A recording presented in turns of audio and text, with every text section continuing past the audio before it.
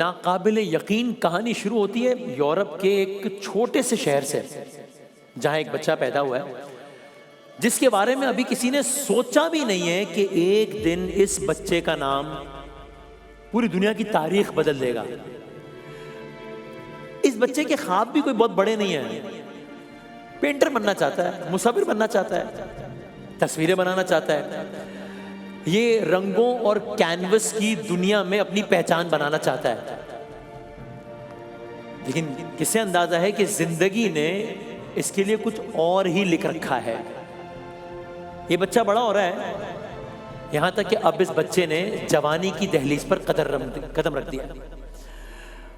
اب یہ بچہ جب جوانی کی دہلیز پر پہنچا ہے تو اس چھوٹے بچے نے ایک بڑے شہر کا رخ کیا ہے۔ اس کو امید یہ تھی کہ آرٹ اکیڈمی میں اس کو داخلہ مل جائے گا اور اس کے خوابوں کو پر لگ جائیں گے، لیکن قسمت نے اس کا ساتھ نہیں دیا، اسے داخلہ ہی نہیں ملا۔ اب یہی نوجوان جو رنگوں کی دنیا میں کھونا چاہتا تھا، غربت اور بے روزگاری کی دنیا میں کھو گیا ہے۔ دل میں مایوسی ہے، حالات سے ناراضی ہے، اور رفتہ رفتہ جنم لیتی تلخی بھی ہے۔ پھر وقت نے ایک اور کروٹ بدلی ہے، یورپ میں ایک بڑی جنگ چھڑ گئی ہے اور اس نوجوان نے فوج میں شمولیت اختیار کر لی ہے۔ میدان جنگ میں اس نوجوان نے بارود کی بو، گولیوں کی آواز اور موت کے سائے کو بہت قریب سے دیکھ لیا ہے۔ جنگ شروع ہوئی، جنگ ختم ہوئی۔ جب جنگ ختم ہوئی تو اس نوجوان کا ملک جنگ میں شکست کھا چکا ہے، اس کی قوم مایوسی میں ڈوبی ہوئی ہے، اس کی معیشت تباہ ہو چکی ہے، اس کے لوگوں کے دلوں میں غصہ ہے، بے بسی کی ایک عجیب سی کیفیت ہے۔ اور ان حالات میں یہ نوجوان آہستہ آہستہ سیاست کی دنیا میں داخل ہو رہا ہے۔ یہ نوجوان تقریریں کرتا ہے، اس کی آواز میں ایک عجیب سی کشش ہے۔ یہ نوجوان لوگوں کو یقین دلاتا ہے کہ وہ ان کی کھوئی ہوئی عزت واپس لا سکتا ہے، ان کے زخموں کا بدلہ لے سکتا ہے۔ دیکھتے ہی دیکھتے اس نوجوان کے جلسے بڑے ہونے لگے، ہجوم بڑھنے لگا اور اس کی آواز پورے ملک میں سنائی دینے لگی۔ اور پھر ایک دن ایسا آیا کہ یہی گمنام سا نوجوان جس کو کل تک کوئی جانتا نہیں تھا، ایک طاقتور ملک کا حکمران بن گیا۔ اب دنیا ایسے ایک نام سے جاننے لگی ہے، اسے ایڈولف ہٹلر کہتے ہیں۔ ہٹلر کی بات ہو رہی ہے۔ جب وہ اقتدار تک پہنچا تو اس نے اپنے ملک کو یہ یقین دلا دیا کہ اب ایک نیا دور شروع ہونے والا ہے۔ وہ بار بار یہ کہتا تھا کہ میں اپنی ملک کی کوئی بھی عزت واپس لے کر آؤں گا، میں اپنی معیشت کو مضبوط کروں گا، میں اپنی قوم کو دوبارہ طاقتور بناؤں گا۔ ابتدا میں بہت سارے لوگوں کو لگا کہ واقعی ایسا کر گزرے گا، سڑکیں بننے لگیں، انڈسٹریز چلنے لگیں، لوگوں کے دلوں میں امید پیدا ہونے لگی۔ اس کا انداز ہے، اس انداز سے کنونس کرتا ہے، لوگوں کے دلوں میں امید پیدا ہو رہی ہے، لیکن ساتھ ساتھ اب ایک اور نظریہ بھی پھیلنے لگا ہے۔ وہ کیا؟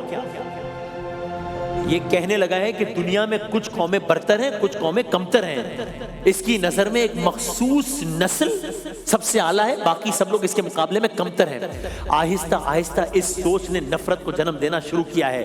قوانین بدلے گئے، کچھ لوگوں کے حقوق چھین لیے گئے، معاشرے میں ڈیوائیڈ بڑھتا چلا گیا، یہاں تک کہ وہ وقت آیا جب اس شخص نے اپنے ملک کی سرحدوں سے باہر نظریں ڈالنا شروع کر دی۔ اس کو یہ لگا کہ طاقت صرف اپنے ملک کو مضبوط بنانے سے نہیں بلکہ دوسروں کی زمینوں پر قبضہ کرنے سے ملتی ہے۔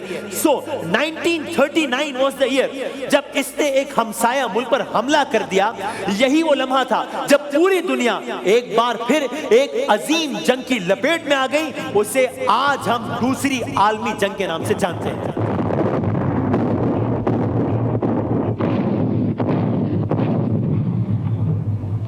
World war 2۔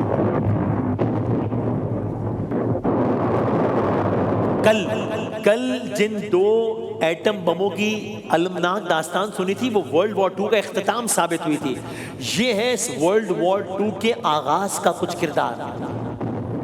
آپ جانتے ہیں اس جنگ میں کتنے لوگ مارے گئے تھے؟ کل ہم نے عرض کیا تھا ایٹم بموں سے 2 لاکھ کے قریب لوگ مارے گئے تھے۔ بطور مجموعی کتنے لوگ مارے گئے تھے اس جنگ میں؟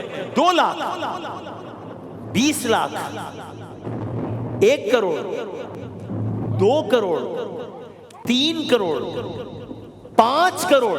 ایک جنگ میں 8 کروڑ لوگ مار دیے گئے. 8 کروڑ لوگ ایک جنگ میں مار دیے گئے. دنیا کی اس وقت کی آبادی کا 3% of world whole population was killed. World war 2 جنگ چلتی رہی. ہٹلر اپنے دور پر کامیابیاں سمیٹتا رہا, یہاں تک کہ اب وہ وقت آیا جب جنگ کا رخ تبدیل ہونا شروع ہوا. اب وہ وقت آیا کہ دنیا کی بڑی طاقتیں اس کے خلاف متحد ہونا شروع ہوئی, یہاں تک کہ اب وہی جنگ جو اس کی بھڑکائی ہوئی تھی اس کے اپنے دروازے تک پہنچنے لگی. وہ سال تھا 1939, یہ سال ہے 1945. اتحادی افواج جرمنی کو شکست دے چکی ہیں. سوویت یونین کی سرخ فوج برلن کے دروازوں تک آ گئی ہے. شہر چاروں طرف سے گولہ باری کا منظر پیش کر رہا ہے, تباہی کا منظر پیش کر رہا ہے. اسی شہر کے نیچے زمین کے اندر ایک مضبوط زیر زمین پناہ گاہ ہے جہاں یہی ہٹلر اپنی زندگی کے یہ ایام گزار رہا ہے. وہ ہٹلر جو کل ایک پینٹر بننا چاہتا تھا, وہ ہٹلر جو پھر ایک حکمران بن گیا, وہ ہٹلر جو پھر ایک جنگجو بن گیا, وہ ہٹلر جسے لگتا تھا کہ سب کچھ تسخیر کر سکتا ہے, آج اس کی مخالف افواج اس کے دروازے تک ہیں اور وہ اپنی ہی زمین میں زیر زمین ایک بنکر میں چھپا ہوا ہے. یہ اس کی زندگی کے آخری ایام ہے. اب اس کو نظر آنے لگا ہے کہ یہ جنگ ہار رہا ہے. اب اس کو اندازہ ہو رہا ہے کہ یہ جنگ ہار چکا ہے. اس کے جرنیل اسے ایک ایک کر کے بتا رہے ہیں کہ جرمن فوج پسپا ہو رہی ہے. اس کے فوجی اس کو بتا رہے ہیں برلن کا دفاع ممکن نہیں ہے. 29 اپریل کا دن ہے, سال 1945 کی وہ رات ہے جب ایک عجیب منظر دیکھنے میں آیا ہے. زیر زمین اسی بنکر میں ہٹلر نے اپنی ایک دیرینہ ساتھی ایوا براؤن سے شادی کر لی. زیر زمین بنکر میں جنگ کے حالات میں یہ شادی ایک مختصر سی تقریب میں ہوئی. اس میں چند قریبی ساتھی موجود تھے. اگلے دن اس سے زیادہ عجیب منظر تھا. 30 اپریل 1945 دوپہر کا وقت اس نے اپنے قریبی ساتھیوں کو کہا گڈ بائے اور اس کے بعد وہ اپنی اسی ساتھی کے ساتھ بنکر کے کمرے میں چلا گیا. And it is widely believed کہ پھر کیا ہوا. اس کے بعد اندر سے گولی چلنے کی آواز آئی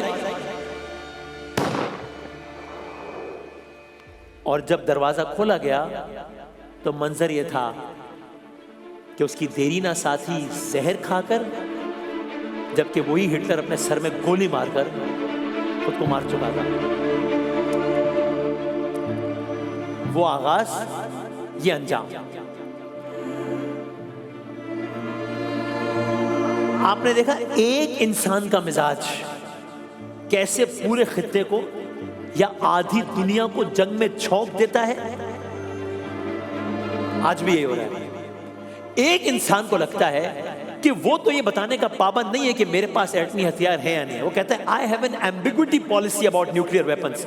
میرا ملک یہ بتانا ضروری نہیں سمجھتا کہ میرے پاس ہتھیار ہیں یا نہیں, لیکن وہی انسان یہ سمجھتا ہے کہ میرے پاس یہ رائٹ ہے کہ میں بتاؤں کہ اس کے پاس ہتھیار ہونا چاہیے اور اس کے پاس نہیں ہونا چاہیے. ایک اور انسان ہے, اس کو یہ لگتا ہے کہ بے شک تاریخ میں 2 بار ایٹم بم چلے, 2 بار میں نے چلائے, میرے ملک نے چلائے, لیکن اس کے پاس یہ رائٹ ہے کہ وہ کسی ملک پر یہ سوچ کر حملہ کر دے کہ شاید وہ ایٹمی ہتھیار بنا بھی دے گا اور پھر چلا بھی دے گا. موجودہ جنگی صورتحال, اس پر ہمارا ایک خصوصی سیگمنٹ جاری ہے. جنگیں کب, جنگیں کیوں, جنگوں سے کیا حاصل, جنگوں کا کیا impact, war economy, oil economy, animation economy اور ان کے اثرات, ان سب پر مزید تفصیلات ہے. کل پھر حاضر ہوں.